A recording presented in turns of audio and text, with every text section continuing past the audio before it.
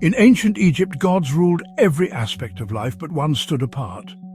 Amun, the Hidden One. His journey from a local deity to king of the gods mirrors Egypt's own rise to greatness. In Thebes, grand temples and powerful priests elevated Amun's status, making him the heart of the new kingdom.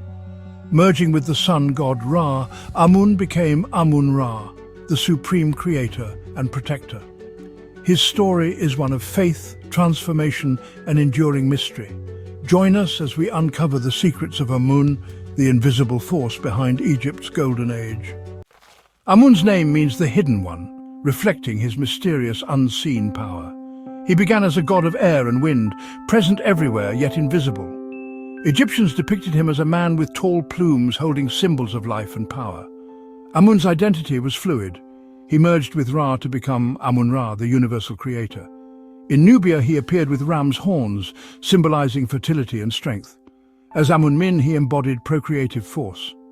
These forms reveal a god who was both mysterious and adaptable, embodying creation, kingship, and life itself. Amun's influence spread beyond Egypt, revered in Nubia and at the Siwa oasis, where his oracle drew even Alexander the Great. Greeks equated him with Zeus, Romans with Jupiter, and his ram's horns became symbols of divinity. His legacy endures in language and science. Ammonia, Ammonites, and the cornu ammonis in our brains all bear his name. From local god to king of the gods, Amun's story is woven into the fabric of history.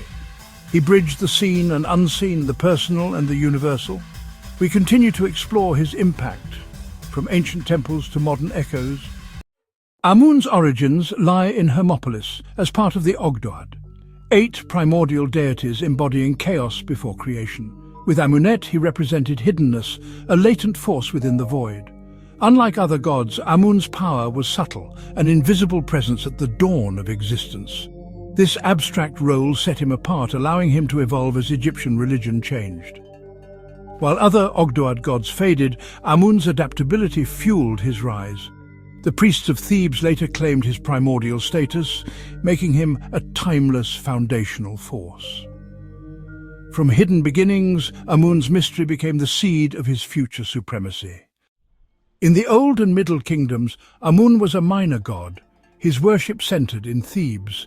The city's rise during the 11th dynasty changed everything. Theban rulers elevated Amun as their patron. As Thebes became Egypt's capital, Amun's temples grew, and his priesthood gained power. Syncretizing with gods like Min, Amun's role expanded to encompass fertility and kingship. By the Middle Kingdom's end, he was the divine father of the king and protector of the state. Yet his greatest transformation came during Egypt's next crisis. In the face of foreign occupation, Amun would become the nation's champion. His ascent mirrored Egypt's own journey to unity and power. Egypt's unity shattered under Hyksos rule, but Theban pharaohs rallied behind Amun as a symbol of resistance. The struggle became a holy war. Amun representing order, the Hyksos chaos. Victories were credited to Amun's guidance, uniting the people under his banner. Amosai expelled the Hyksos, and Amun was hailed as Egypt's savior. Lavish offerings poured into his temples, making his priesthood immensely powerful. Amun's role as a war god and protector was cemented. The god and the state became inseparable. To honor Amun was to honor Egypt. His supremacy as king of the gods was now unchallenged. With Amun now established as the supreme national god, the theologians of Thebes sought to formalize his new status. They did this through a brilliant act of religious syncretism, fusing Amun with the most powerful deity in the Egyptian pantheon, the sun god Ra. Ra had been the preeminent state god for centuries, the creator of the world and the source of all life. By merging their local champion with this ancient deity, the Theban priests created a new composite god, Amun-Ra. This was not a hostile takeover, but a masterful theological merger. This new entity, Amun-Ra, combined the best attributes of both gods. From Ra, he took the visible, life-giving power of the sun, the role of the creator, and the daily journey across the sky. From Amun, he retained his mysterious, hidden nature. Amun-Ra was therefore both the visible face of the sun and the invisible spirit that powered all of creation. He was transcendent and immanent, seen and unseen, making him a truly universal god. This theological development had profound political implications. It allowed the Theban pharaohs to integrate their patron god into the existing religious framework. It satisfied the priests of Ra while cementing Theban dominance. Amun-Ra was presented as the king of the gods, asserting his authority over all other deities. The other gods were not eliminated. They were seen as manifestations of Amun-Ra's multifaceted being, a concept that bordered on monotheism. The famous Leiden hymns would later state, all gods are three, Amun, Re, and Ptah. He who hides his name as Amun, he appears to the face as Re. The creation of Amun-Ra marked the zenith of Amun's rise. He had journeyed from a primordial hidden force to a patron of kings, a national savior, and finally to the supreme lord of the cosmos. This new identity would dominate Egyptian religious life for over 1,000 years. His origins were now shrouded in the mists of time, but his prominence was as bright as the Egyptian sun. The fusion of Amun with Ra reshaped the cosmos. As Amun-Ra, the god became a universal deity. He was now the undisputed king of the gods. This theological supremacy was mirrored by the immense power of his priesthood. Centered at the great temple of Karnak, the clergy of Amun-Ra became a formidable institution. They controlled vast swathes of land. The high priest of Amun was one of the most powerful men in Egypt. The temple was the economic engine of the empire. The pharaohs presented themselves as the sons of Amun-Ra.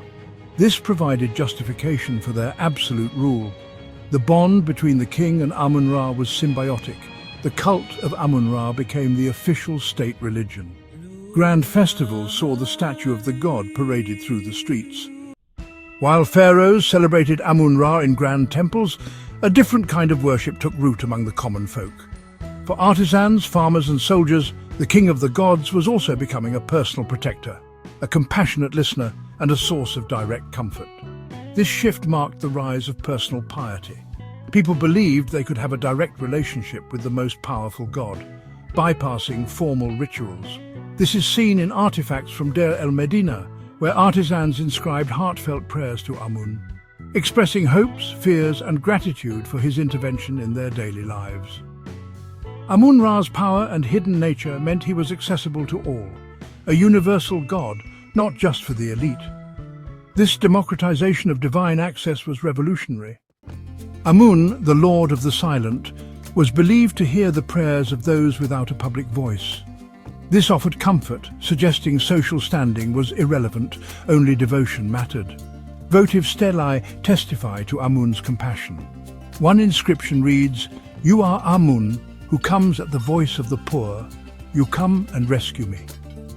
Amun was a just judge, quick to forgive, a god of second chances. People sought his healing and protection from life's perils, trusting in his intervention. He was seen as the vizier of the poor, empowering them with hope for divine justice. The rise of personal piety towards Amun had a profound impact on how ordinary Egyptians viewed the afterlife. Traditionally, the path to a blessed eternity was heavily dependent on the king, who acted as the intermediary between the human and divine realms. However, the belief in Amun as a personal savior began to change this dynamic, leading to what some scholars call a democratization of the afterlife. Ordinary people began to believe that their own moral conduct and personal devotion to Amun were key to achieving a favorable judgment. This shift made the promise of the afterlife more accessible to all, cementing Amun's role as a compassionate guide in the next. Amun is often depicted in a human form, a majestic figure seated on a throne, embodying divine kingship. His skin, typically red-brown, symbolized vitality.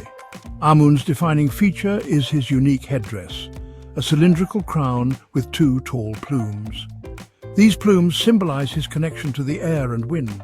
He holds emblems of power and life, including the Waz scepter and the Ankh. Later, Amun was depicted with blue skin, symbolizing the sky, primordial waters, and his role as a cosmic creator.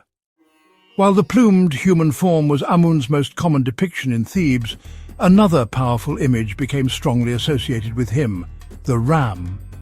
Amun was frequently depicted as a man with the head of a ram, or simply as a full-bodied ram with distinctive horizontally curling horns. This form was not arbitrary. The ram was a potent ancient symbol of virility, fertility, and procreative power. By adopting this guise, Amun absorbed the attributes of a powerful fertility god, responsible for the generation of new life, the fecundity of the land, and the continuation of the royal line. This ram-headed form was particularly prominent in the kingdom of Kush, or Nubia. The Kushite rulers deeply revered Amun as their principal state deity, and particularly favored his ram-headed imagery. For them, this form emphasized his role as a divine progenitor and a source of immense power. The ram became a primary symbol of Kushite royalty and divinity. Magnificent temples dedicated to the ram-headed Amun were built throughout Nubia, such as the Grand Temple at Jebel Barkal, which the Egyptians believed was one of Amun's original dwelling places. Beyond fertility, the ram symbolism was also deeply connected to Amun's role as a great oracle. The most famous oracle of Amun in the ancient world, located at the remote Siwa oasis in the Libyan desert, prominently featured his ram imagery. The Greeks identified Amun with Zeus and referred to him as Zeus Ammon, adopting the ram's horns as a symbol of divine power. When Alexander the Great journeyed to Siwa to consult the oracle, he was declared the son of Amun. Subsequently, Alexander was often depicted with the curling ram's horns of Amun, the horns of Ammon, as a sign of his own divinity. The specific type of ram associated with Amun was the Ovis platera, a species with large curved horns that swept downwards and outwards. This was different from the ram associated with the god Khnum, which had long, wavy, horizontal horns. The powerful curling horns of Amun's ram became a symbol of divinity in their own right. This potent symbol added another complex layer to the god's identity, showing how his image could be adapted to different cultures while retaining its core sense of immense power. Amun's iconography often reflected his fusion with other deities. One significant fusion was with Min, a god of fertility. When merged, he became Amun-Min, representing creative force. Amun-Min was depicted wrapped like a mummy, symbolizing generative power, and wore his signature headdress. He was also known as the bull of his mother, emphasizing his self-generating nature.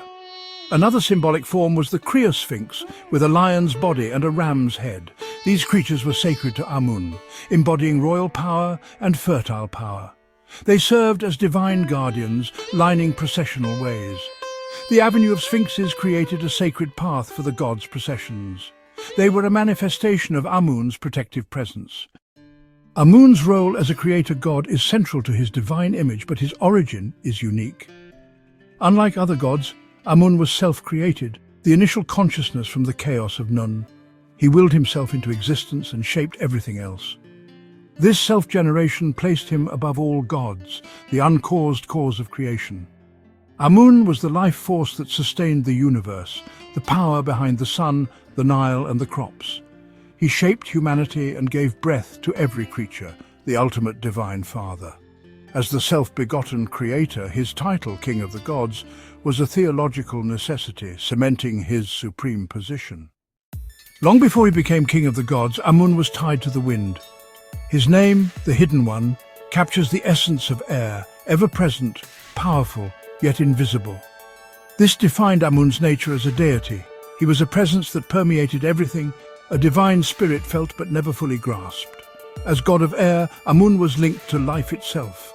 This provided a foundation for his prominence. As god of wind, Amun was also seen as a benefactor to sailors, granting safe passage. His hidden nature made him an all-knowing deity, like the air itself.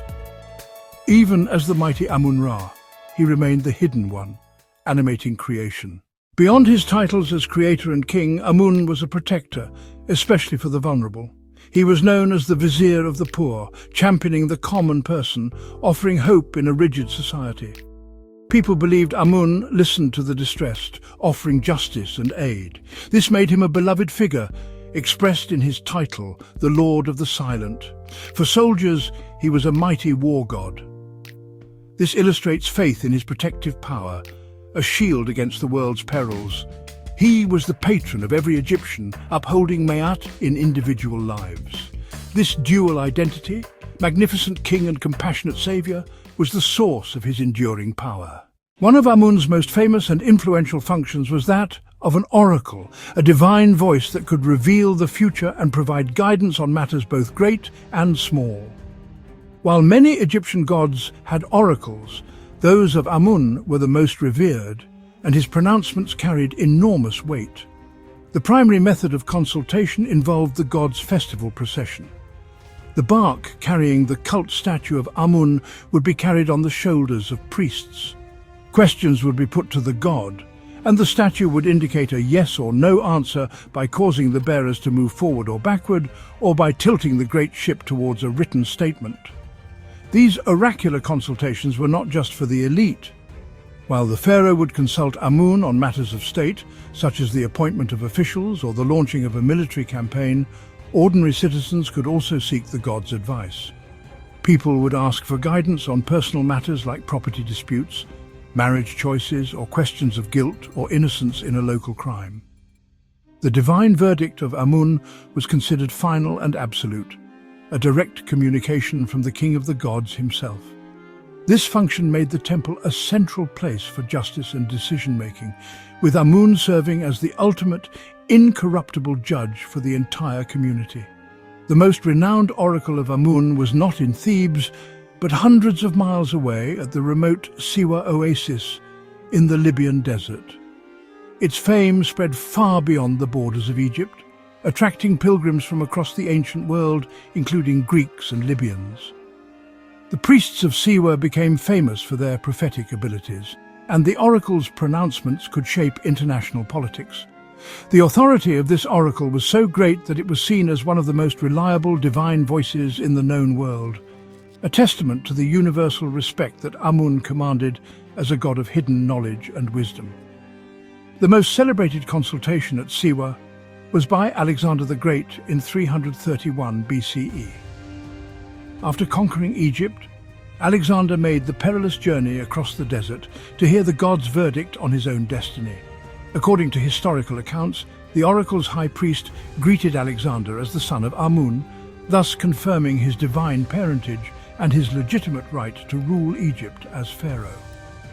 This event had a profound impact on Alexander, who thereafter often had himself depicted with the curling ram's horns of Amun. This function as a supreme oracle cemented Amun's reputation as an all-knowing god whose wisdom could determine the fate of individuals and empires alike. Thebes, known as Waset, was the heart of Amun's worship. It rose to become the religious and political capital, all in tandem with Amun. The city was Amun's domain, dominated by temples built in his honor. On the east bank stood Karnak and Luxor, divine palaces of the king of the gods. Karnak was the jewel, a complex of sanctuaries, pylons and obelisks. Built over 2,000 years, it was the largest religious building ever constructed. Luxor Temple was connected by the Avenue of Sphinxes and served a special role related to kingship. During the Opet festival, Amun's statue journeyed from Karnak to Luxor in a spectacular procession. Thebes was a theological statement, a testament to Egypt's wealth and power under Amun's patronage. Amun was the head of a divine family. In Thebes, his consort was the goddess Mut. Mut, meaning mother, was a powerful vulture goddess and divine queen. Her cult center was a vast temple precinct at Karnak. Amun and Mut's divine union produced a son, the god Khonsu. He was a moon god. Together, Amun, Mut and Khonsu formed the Theban Triad. Their worship was centered in Thebes, within the Karnak complex. Amun was associated with other partners in different regions. In Libya, he was worshipped at the Siwa oasis. The reverence for Amun was so profound that it could not be contained within the geographical boundaries of Egypt. His cult spread far and wide, carried by Egyptian armies, diplomats and traders, and readily adopted by neighboring cultures who recognized his immense power. To the south, in the powerful kingdom of Kush, which we now know as Nubia or northern Sudan, Amun was embraced with fervent devotion. The Kushite pharaohs, who even ruled Egypt for a time as the 25th dynasty, considered themselves the true champions of Amun's worship. They established his cult as their official state religion, building magnificent temples in his honor, most notably at the sacred mountain of Jebel Barkal. The Kushites particularly favored Amun's ram-headed form, a symbol of fertility and oracular power that resonated deeply with their own cultural values. For them, Amun of Jebel Barkal was a state-founding deity, the god who legitimized their rule and guided their destiny. The temple at Jebel Barkal was considered a southern counterpart to Karnak, and the Kushites believed it to be one of Amun's original homes. This deep-seated worship meant that even after the Kushites lost control of Egypt, the cult of Amun continued to flourish in Nubia for another 1,000 years, long after it had faded in its original homeland, a testament to the profound impact he had on their civilization. To the west of Egypt, across the vast expanse of the Libyan desert, another major center of Amun's worship thrived at the remote Siwa oasis. The oracle of Amun at Siwa became one of the most famous and respected oracles in the entire ancient world. Its renown was so great that it attracted pilgrims from across the Mediterranean, including the Greeks, who identified Amun with their own chief god, Zeus, creating the syncretic deity Zeus Amun. This fusion highlights the universal attributes of power, kingship and wisdom that other cultures saw in the Egyptian god, allowing them to integrate him seamlessly into their own understanding of the divine cosmos. The most famous visitor to Siwa was, of course, Alexander the Great, whose consultation with the oracle cemented Amun's international prestige.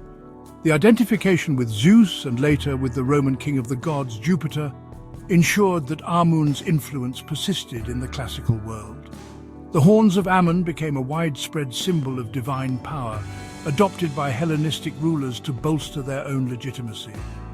From a local Theban deity to a national savior, and finally to a universally recognized god worshipped by Egyptians, Nubians, Libyans and Greeks, Amun's journey demonstrates his remarkable capacity to transcend cultural and geographical frontiers, becoming a truly global god of the ancient world. The true nature of Amun can be understood through the heartfelt words of his worshippers. Prayers and hymns reveal a compassionate savior, not just a distant king. One hymn captures this. You are Amun, Lord of the silent, who comes at the voice of the poor. When I call, you rescue me. Testimonials speak of Amun's mercy and forgiveness, understanding human frailty. The Leiden hymns elevate devotion, stating all gods are three, Amun-Ra, Ptah. For a sailor facing a storm, Amun's name calms the seas. These voices paint a picture of a god both feared and loved, a personal protector, a source of comfort, a just arbiter and a merciful savior. Though the temples of Thebes have fallen silent, the legacy of Amun, the hidden god, has proven resilient. It has echoed through the ages, embedding itself into our modern world. From a humble force to the supreme king of the gods, Amun's journey was one of transformation. His impact is a testament to the power of the ideas he represented: hidden potential, universal creation, and personal salvation. One tangible aspect of his legacy is linguistic and scientific. The name Amun is the root of the word ammonia and ammonites. In anatomy, a region of the hippocampus is known as the cornu ammonis, Latin for Ammon's horn. His attributes of supreme power were carried forward into the classical traditions of Western culture. Amun's story is a grand narrative of evolution, power, and enduring influence, a symbol of the heights achieved by ancient Egypt. His name is forever preserved in our science, history, and the magnificent ruins that stand as a tribute to his everlasting glory.